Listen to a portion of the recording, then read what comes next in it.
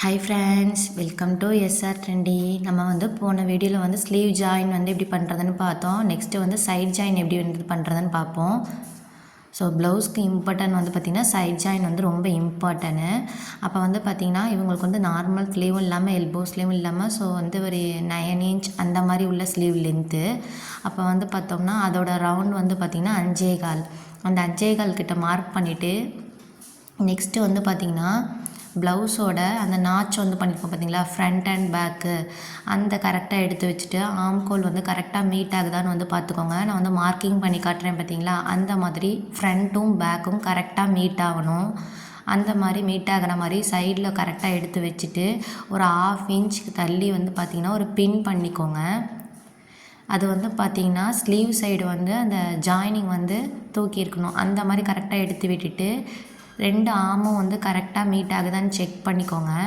அந்த நாச் கரெக்டாக கரெக்டாக இருக்கா ஃப்ரண்ட் அண்ட் பேக்குன்னு பார்த்துட்டு அதுக்கு ஒரு 1/2 இன்ச் தள்ளி பின் பண்ணிக்கோங்க. பின் பண்ணதுக்கப்புறம் பார்த்திங்கன்னா இந்த எல்போ ஸ்லீவ் அளவுக்குள்ள லென்த் இருக்குது பார்த்திங்களா, அந்த இடத்துக்கிட்ட உள்ள ரவுண்ட் மார்க் பண்ணியிருக்கேன். அதையும் அந்த ஆமையும் கரெக்டாக ஜாயின் பண்ணிக்கோங்க. அடுத்து வேஸ்ட் ரவுண்ட் பேக்குக்கும் ஃப்ரண்ட்டுக்கும் மார்க் பண்ணியிருக்கேன். அது கரெக்டாக வருதான்னு பார்த்துட்டு அந்த 2 மார்க்கிங்கும் கரெக்டாக வர மாதிரி எடுத்து வச்சுக்கோங்க. ஃப்ரண்ட்டுக்கும் சரி பேக்குக்கும் சரி அந்த மாதிரி கரெக்டாக எடுத்து வச்சுக்கோங்க. இது ஃப்ரண்ட்டுக்குள்ள மார்க்கிங்கு, இது பேக்குக்குள்ள மார்க்கிங்கு, 2 மார்க்கிங்கும் கரெக்டாக வர மாதிரி எடுத்து வச்சுட்டு அந்த இடத்துக்கிட்ட பார்த்திங்கன்னா லைன் போட்டுக்கோங்க. ஆம் கிட்ட உள்ள லைனை எக்ஸ்டெண்ட் பண்ணி விட்டுக்கோங்க. பேக்கை விட ஃப்ரண்ட்டு எக்ஸஸாக தான் இருக்கும். ஏன்னா நம்ம டாட்க்கு நம்ம எக்ஸஸாக விட்டுருக்கோம், அதனால் எக்ஸஸாக இருக்கும். லாஸ்ட்டில் ஃபினிஷ் பண்ணதுக்கப்புறம் சைடில் எக்ஸஸாக இருக்கிறத கட் பண்ணிக்கலாம்.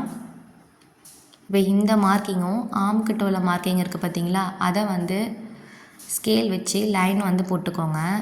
இப்போ போடுற ஸ்டிச் பார்த்திங்கன்னா நல்ல பெரிய ஸ்டிச்சாக வச்சு போட்டுக்கணும். அதாவது லாங் ஸ்டிச், ஏன்னா இது பிரித்து விட்றதுக்கும் சான்ஸ் இருக்குது.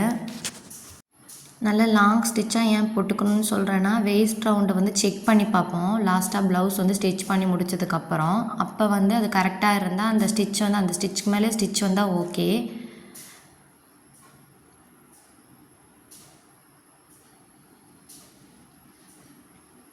இப்போ நான் லாங் ஸ்டிச்சாக ஸ்டிச் பண்ணியிருக்கேன். எக்ஸஸாக இருக்கிறதையும் கட் பண்ணி விட்டுக்கிறேன். நெக்ஸ்ட்டு சைடும் அதே மாதிரி மார்க் பண்ணுறேன்.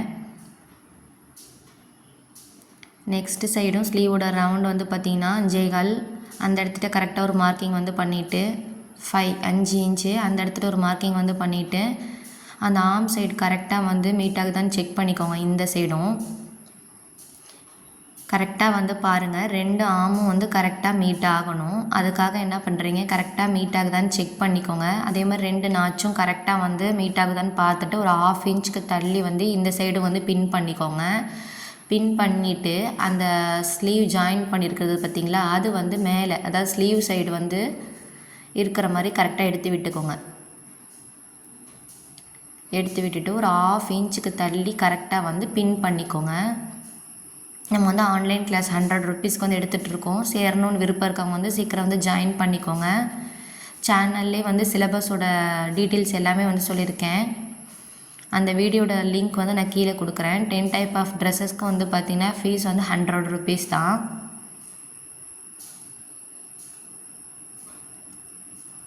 இப்போ இந்த ஆர்ம் சைடும் கரெக்டாக அந்த ஸ்லீவோட ரவுண்டையும் கரெக்டாக கனெக்ட் பண்ணிவிட்டு அதே மாதிரி தான் என்னென்னா அந்த ஃப்ரண்ட் கிட்டேயும் ப்ளவுஸோட ஃப்ரண்ட் பார்ட்டுக்கிட்ட நம்ம வேஸ்ட் ரவுண்ட் மார்க் பண்ணியிருப்போம், பேக் பார்ட்லேயும் வேஸ்ட் ரவுண்ட் மார்க் பண்ணியிருப்போம். அது 2ஐயும் கரெக்டாக எடுத்து விட்டுட்டு ஆர்ம் சைட்லேருந்து இப்போ மார்க்கிங் பண்ணியிருக்கிறத லைன் போட்டுக்கணும். பேக்கை விட ஃப்ரண்ட்டு பாருங்கள் ஒரு 1.5 இன்ச் எக்ஸஸாக இருக்குது. அது லாஸ்ட்டில் வேஸ்ட் ரவுண்ட் செக் பண்ணிவிட்டு நம்ம கட் பண்ணிக்கலாம். இப்போ மார்க்கிங் பண்ணியிருக்கிறத கரெக்டாக எடுத்து விட்டுட்டு ஸ்கேல் வச்சு லைன் போட்டுக்கோங்க. இப்போ மேலேருந்து தான் ஸ்டிச் பண்ணுவோம். அது கரெக்டாக இருந்துச்சு வேஸ்ட் ரவுண்ட்னா தான் நம்ம கீழேருந்து ஸ்டிச் பண்ணுவோம். ஸ்கிப் பண்ணாமல் வீடியோ பாருங்கள். அப்போ தான் நான் சொல்கிறதெல்லாம் உங்களுக்கு புரியும். இப்போ போடுற ஸ்டிச் லாங் ஸ்டிச்சாக போட்டுக்கணும். லாங் ஸ்டிச்சாக போட்டுட்டு அந்த மார்க்கிங் பண்ணியிருக்கோம் பார்த்தீங்களா, அந்த மார்க்கிங்லேயே கரெக்டாக வந்து ஸ்டிச் வந்து பண்ணிக்கோங்க. மார்க்கிங்லேயே ஸ்டிச் வந்து பண்ணாலும் ஆர்ம் சைடு வரும்போது கரெக்டாக செக் பண்ணிக்கோங்க. ஏன்னா ப்ளவுஸ்க்கு வந்து பார்த்திங்கன்னா ஒரு ப்ளஸ் சிம்பிள் மாதிரி லாஸ்ட்டில் ஸ்டிச் பண்ணி முடிச்சதுக்கப்புறம் வரணும். எங்கேயுமே வந்து சுருக்கம் இல்லாமல் கரெக்டாக எடுத்து விட்டுட்டு அப்படியே வந்து ஸ்டிச் பண்ணுங்கள். ப்ளவுஸ் பார்த்திங்கன்னா அப் அண்ட் டவுன் இல்லாமல் வந்து ஃப்ரண்ட்டுக்கும் பேக்குக்கும் வந்து கரெக்டாக வந்து வந்திருக்குது.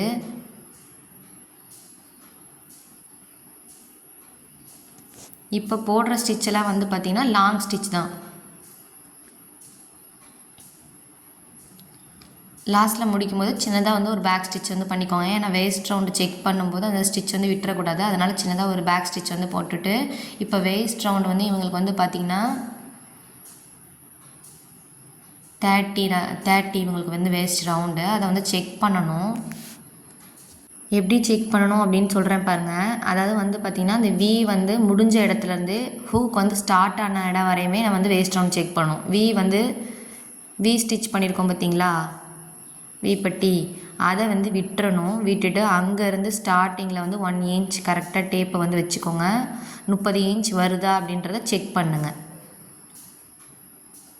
ஹூக் வந்து எங்கே வந்து ஸ்டார்டிங் இருக்கோ அது வரையும் கரெக்டாக வந்து டேப்பை ஸ்டெப் பை ஸ்டெப் வச்சுட்டு அது வரைக்கும் வந்து ஹூக் வந்து எங்கே ஸ்டார்ட் ஆகுதோ அது வரை வந்து செக் பண்ணணும். 1 or 2 டைம்ஸ் வந்து செக் பண்ணி பாருங்கள் கரெக்டாக வருதா அப்படின்ட்டு.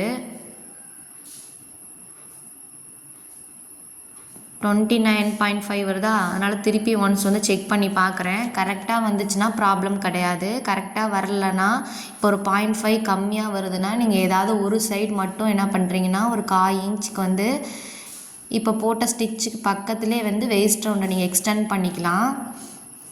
ஒரு 1/4 இன்ச் கம்மியாக வருதுன்னா தள்ளி வந்து ஸ்டிச் வந்து போட்டுக்கலாம் அந்த வேஸ்ட் ரவுண்ட் கிட்ட. இப்போ 1/2 இன்ச் வந்து ஸ்டிச் வந்து எக்ஸ்டெண்ட் வேணும் உங்களுக்கு, 1/2 இன்ச் வந்து இடுப்பு சுற்றிலும் எக்ஸ்டெண்ட் பண்ணணும் அப்படின்னா ஒரு சைடுமே வந்து ஒரு பாயிண்ட் நீங்கள் எக்ஸ்டெண்ட் பண்ணாவே போதும். அப்போ ஒரு சைடு 1/4 இன்ச்சாக எக்ஸ்டெண்ட் ஆயிரும், இன்னொரு சைடு 1/4 இன்ச் எக்ஸ்டெண்ட் ஆயிரும். அப்போ 1/2 இன்ச் ஈக்குவல் ஆயிரும். இப்போ செக் பண்ணி பார்க்கும்போது கரெக்டாக வந்து பார்த்திங்கன்னா 29.75 வந்துச்சு. ஸோ ஒரு பாயிண்ட் மட்டும் ஒரு சைடு நான் என்ன பண்ணிக்குவேன், எக்ஸ்டெண்ட் பண்ணிக்குவேன். இப்போ போட்ட ஸ்டிச் வந்து பார்த்திங்கன்னா லாங் ஸ்டிச் தான். இப்போ நெக்ஸ்ட்டு வந்து பார்த்திங்கன்னா எந்த ஒரு ப்ளவுஸுக்குமே வந்து ஷார்ட் ஸ்லீவ் தான் நம்ம வந்து எடுத்துக்கணும். சைடில் இருக்கிறத வந்து பார்த்திங்கன்னா கட் பண்ணியிருக்கேன். இப்போ நீங்கள் வந்து 1/4 இன்ச் கம்மியாக வேணும்னா இப்போ போட்டிருக்க வேஸ்ட் ரவுண்டோட ஸ்டிச்சுக்கு முன்னாடி வந்து ஸ்டிச் பண்ணிக்கோங்க.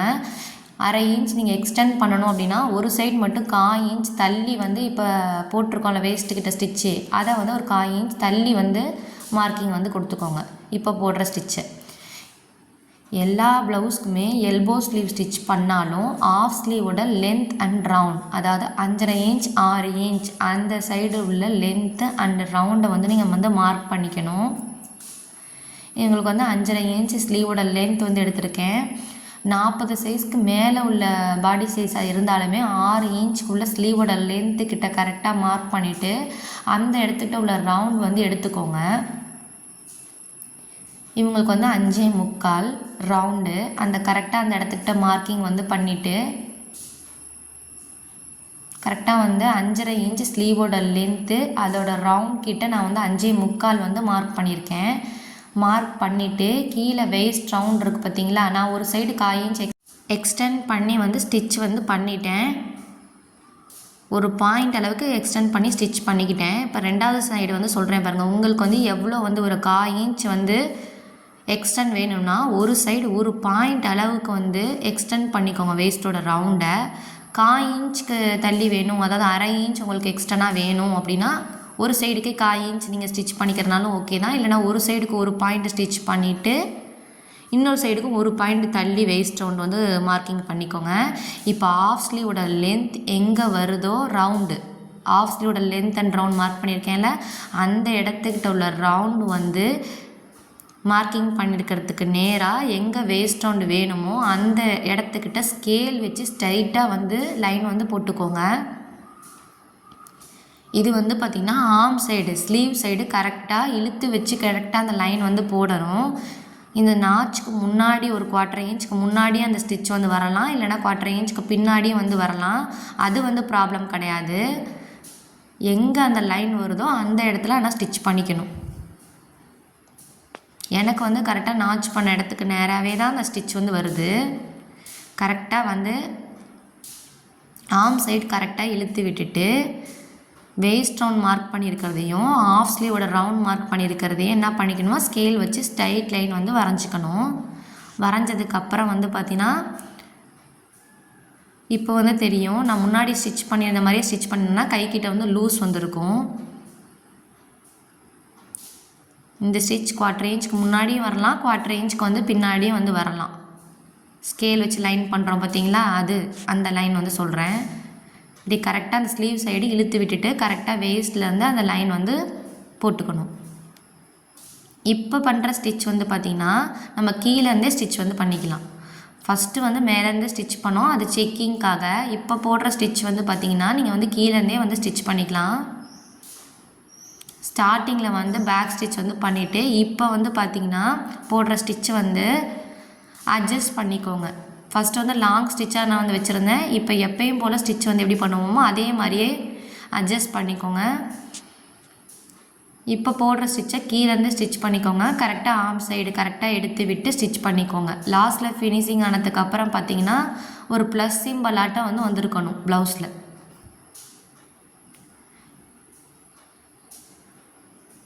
வீடியோ வந்து ஸ்கிப் பண்ணாமல் வந்து பாருங்கள். அப்போ தான் நான் சொல்கிற எல்லா டீட்டெயிலும் வந்து உங்களுக்கு வந்து புரியும். லாஸ்ட்டில் ஃபினிஷ் ஆனதுக்கப்புறம் வந்து இது எங்கள் அம்மாவுக்கு தான் இந்த ப்ளவுஸ் ஸ்டிச் பண்ணுறேன். அம்மா வந்து வியர் பண்ணதுக்கப்புறம் வந்து ப்ளவுஸோட பிக்சர் வந்து இதில் ஆட் பண்ணியிருக்கேன். ஆன்லைன் கிளாஸ் ஸ்டூடெண்ட்ஸ்க்காக இந்த ப்ளவுஸ் வந்து ஸ்டிச் பண்ணேன். நெக்ஸ்ட்டு வந்து 1/2 இன்ச் தள்ளி வந்து 2 ஸ்டிச் 3 ஸ்டிச் வந்து பண்ணிக்கிறதுனா பண்ணிக்கோங்க. நான் 2 ஸ்டிச் வந்து தான் பண்ணுறேன். ஆர்ம் சைடு வந்து பார்த்திங்கன்னா கரெக்டாக வந்து மீட்டி ஆகிருக்கு. இப்போ பண்ணுற ஸ்டிச் எல்லாமே வந்து கீழேருந்தே வந்து ஸ்டிச் பண்ணிக்கோங்க. உங்களுக்கு வந்து எத்தனை ஸ்டிச் வந்து சைடில் வந்து 3 ஸ்டிச்சா 4 ஸ்டிச்சா அப்படின்றத பொறுத்து நீங்கள் வந்து ஸ்டிச் வந்து பண்ணிக்கோங்க. ஒரு 1/4 இன்ச் ஒரு பாயிண்ட் அதளவுக்கு வந்து கேப் விட்டு வந்து ஸ்டிச் வந்து கொடுத்துக்கோங்க. ஸ்டார்டிங்லேயும் முடிக்கும் போதும் வந்து பேக் ஸ்டிச் வந்து கொடுத்துக்கோங்க. ப்ளவுஸ் வந்து ஃபினிஷ் பண்ணதுக்கப்புறம் கரெக்டாக அந்த ப்ளஸ் சிம்பிள் வந்திருக்கா அப்படின்றதையும் நான் காட்டுறேன்.